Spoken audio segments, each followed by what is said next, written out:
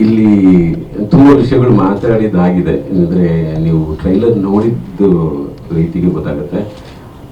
ಕಾಡುತ್ತೆ ಸಿನಿಮಾ, ಸತ್ಯ ಅದು.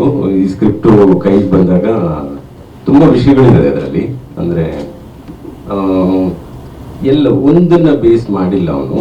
ಆ ಕಾರಣಕ್ಕೆ ಆ ಪ್ರದೇಶದಿಂದ ಬರೋ ಚಿತ್ರಗಳು ನಮಗೂ ಬೇಕಾಗಿದೆ. ಈಗ ಧನು ನಾನು ತುಂಬಾ ಹೊತ್ತು ಮಾತಾಡ್ತಿದ್ದು ಅದ್ರ ಬಗ್ಗೆ. ಅಂದ್ರೆ ಒಂದು ಪ್ರದೇಶಕ್ಕೆ ಹೋಗಿ ಅಲ್ಲಿ ಒಂದು 6 ತಿಂಗಳು ಅಲ್ಲಿನ ಪಾತ್ರಗಳ ಜೊತೆಗೆ ಇದ್ದು ಇಲ್ಲಿನ ನುರಿತರನ್ನೆಲ್ಲ ಅಲ್ಲಿ ಮಿಕ್ಸ್ ಮಾಡಿ ಒಂದು ರೀತಿ ಅದೊಂದು ಜಾದು ಕ್ರಿಯೇಟ್ ಆಗುತ್ತೆ. ಅಂದ್ರೆ ಸ್ಕ್ರಿಪ್ಟ್ ಇನ್ನೊಂದು ವರ್ಷನ್ ಅಲ್ಲಿ ರೆಡಿ ಆಗಕ್ಕೆ ಶುರು ಆಗುತ್ತೆ. ಅದನ್ನ ನಾನು ಅಭಿ ಹೇಗೆ ಅಂದ್ರೆ ಒಂದು ಯಾವ ಬಂದ ಅನ್ನೋದು ನನಗೆ ಅಷ್ಟೊಂದು ನೆನಪಿಲ್ಲ, ತುಂಬಾ ಮಾತಾಡಿದ ನೆನಪಿದೆ ತುಂಬಾ ವರ್ಷಗಳಿಂದ. ಅದೇ ಸಂಬಂಧಗಳು ಅಂದ್ರೆ ಕಂಟಿನ್ಯೂಸ್ ಆಗಿ ಮಾತಾಡ್ತೀವಿ ನಾವು. ಇವಾಗ ನನಗೆ ಹಂಗೆ ನೆನಪು ಅಂದ್ರೆ ಧನು ಹತ್ರ ತುಂಬಾ ಮಾತಾಡ್ತೀನಿ, ಹಾಗೆ ಇಲ್ಲಿ ತುಂಬಾ ವಿಜಯ್ ಹತ್ರ ಮಾತಾಡ್ತಿದ್ದೆ ಅನ್ನೋ ತರ ಹೇಳೋದಾದ್ರೆ, ಇವರು ಹುಡುಗರು ಈ ಕ್ಯಾಟಗರಿಯವರು ಅಂತ ಹೇಳಕ್ಕಾಗಲ್ಲ. ಇವನು ಅಸೋಸಿಯೇಟು ಅಥವಾ ಇವನು ರೈಟ್ರು ಅಥವಾ ಅದೆಲ್ಲಕ್ಕಿಂತ ಜೀವ. ಆ ಜೀವನ ಜೊತೆ ಮಾತಾಡುವಾಗ ಅವನು ತನ್ನ 10 ವರ್ಷದ ನಂತರ ಅವನು ಹೇಳ್ತಾ ಇದ್ದಾನೆ, ನನ್ನೊಂದು ಊರಿಂದ ಇನ್ನೂ ಒಂದು ವಿಷಯ ಇದೆ.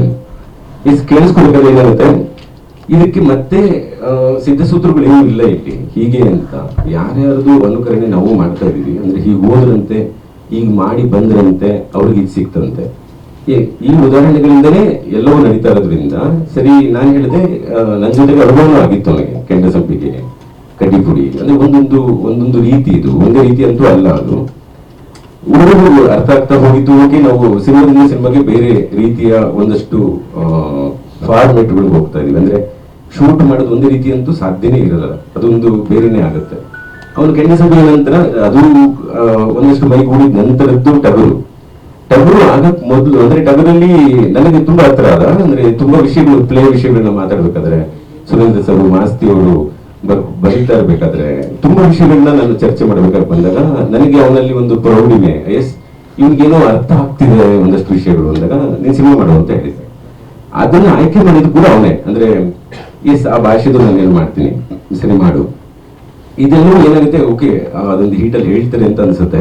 ಬಟ್ ಹೋಗಿ ಅಪೂರ್ಣ ಮಾಡ್ಕೊಂಡು ಬಂದು ನನಗೆ ಸಿನಿಮಾ ತೋರಿಸಿದ್ರೆ ನನಗೆ ತುಂಬಾ ಶಾಕ್ ಆಗಿದೆ. ಅಂದ್ರೆ ಹೇಗೆ ಇದು ಸಾಧ್ಯ ಆಯ್ತು ಒಂದು ಕಡೆಯಿಂದ ಅನ್ನೋದು ಒಂದು ಆಶ್ಚರ್ಯ ಆಗೋದೇ ಅಲ್ವಾ ಸಿನಿಮಾ. ಅದು ನಮ್ಮ ಹುಡುಗ ಗೆದ್ದಿನ ಔಷಧಿ. ಅಂದ್ರೆ ಡೆಫಿನೆಟ್ ಆಗಿ ನಿಮಗೆ ನಾವು ಇಲ್ಲಿರೋ ಎಲ್ಲ ಟೆಕ್ನಿಷಿಯನ್ ಅಂದ್ರೆ ಚರಂಡು ಸಾಮಾನ್ಯ ಅಲ್ಲ, ಅಥವಾ ಧನು ಸಾಮಾನ್ಯ ಅಲ್ಲ. ಅವನು ಪ್ರೊಡಕ್ಷನ್ ಇಳಿದಿದ್ದಾನೆ. ಎಲ್ಲವೂ ಅರ್ಥ ಆಗ್ತಿದೆ ನಮಗೆ. ಸಿನಿಮಾಗಳು ಯಾಕೆ ಏನು ಕಂಟಿನ್ಯೂಸ್ ಆಗಿ 1 ವಾರಕ್ಕೆ 13 ಸಿನಿಮಾ ಬರ್ತಿದೆ. ಏನು ನೋಡ್ತಾ ಇದ್ದಾರೆ. ಇದ್ರ ಮಧ್ಯೆ ಒಂದಷ್ಟು ಎಮೋಷನ್ಸ್ ಗಳಿಗೆ ಜಾಗ ಇದೆ, ನಮ್ದೇ ಆದ ಕನ್ನಡತನ ಇದೆ, ತುಂಬಾ ವಿಷಯಗಳಿದೆ. ಆ ಕಾರಣಕ್ಕೆ ನನಗೆ ಅವಿಗೆ ಇವಾಗ ನಿಮ್ಮೆಲ್ಲರ ಮುಂದೆ ಎಸ್ ಇವನು ಏನ್ ಕಲ್ತು ಹೋದ ಅಂದ್ರೆ ಎಸ್ ಸೋಮು ತರ ಒಂದು ಸಿನಿಮಾ ಮಾಡೋದು ಕಲ್ತಾರೇನೋ ಅಂತ. ಡೆಫಿನೆಟ್ ಆಗಿ ಅದು ನಿಮ್ಗೆ ಇಷ್ಟ ಆಗುತ್ತೆ. ಯಾಕಂದ್ರೆ ಅದೊಂದು ಐಡಿಯಾ ಕೂಡ ಆಗುತ್ತೆ ಮುಂದೆ. ಎಸ್ ಹಿಂಗ್ ಹೋಗಿ ಹೌದು ತುಂಬಾ ಸಿನಿಮಾಗಳಾಗಿದೆ. ಎಲ್ಲವೂ ತಿಥಿ ಅಥವಾ ಇವೊಂದು ಕಾಂತಾರ ಮುಗಿಸ್ಕೊಂಡು ಬರ್ತಾರೆ, ಅಥವಾ ನಾನು ಕಡ್ಡಿಪುಡಿ ಹಾಗೆ ಮಾಡಿದವನು, ಅಥವಾ ಕೆಂಡ ಸಂಪಿಗೆ ಹಾಗೆ ಮಾಡಿದವನು, ಟಗರು ಕೂಡ ಹಾಗೆ ಮಾಡಿದವನು. ಅಂದ್ರೆ ಒಂದು ಜಾಗಕ್ಕೆ ಹೋಗಿ ಅದನ್ನ ಹೇಗೆ ದುಡಿಸ್ಕೋತೀವಿ ಅನ್ನೋದು. ಆ ರೀತಿ ಹುಡುಗರು ನುರಿತರಾಗಿದ್ದಾರೆ. ಅಂದ್ರೆ ಈಗಂತೂ ಟೀಮ್ ಅಲ್ಲಿ ಆಲ್ಮೋಸ್ಟ್ ಸೋಮು ಜೊತೆ ಇರೋ ತುಂಬಾ ಟೀಮ್ ನಮ್ಮ ಹುಡುಗರೇ ಆಗಿದ್ದಾರೆ. ಚೆನ್ನಾಗಿದೆ. ನೀವೆಲ್ಲರೂ ಅದ್ರ ಜೊತೆ ಇನ್ನೊಂದಿದೆ. ಈಗ ಎಂತ ಚಾಲೆಂಜ್ ಇದೆ ಅಂದ್ರೆ, ಈಗ ನಮ್ಗಳಿಗೆ ಸಿನಿಮಾ ಬರ್ತಿದೆ. ಓಕೆ, ಈಗ ನನ್ನ ಸಿನಿಮಾನೇ ಇದೆ, ಜಾಕಿ ರಿಲೀಸ್ಗೆ ರೆಡಿ ಇದೆ ಆ ದಿನ.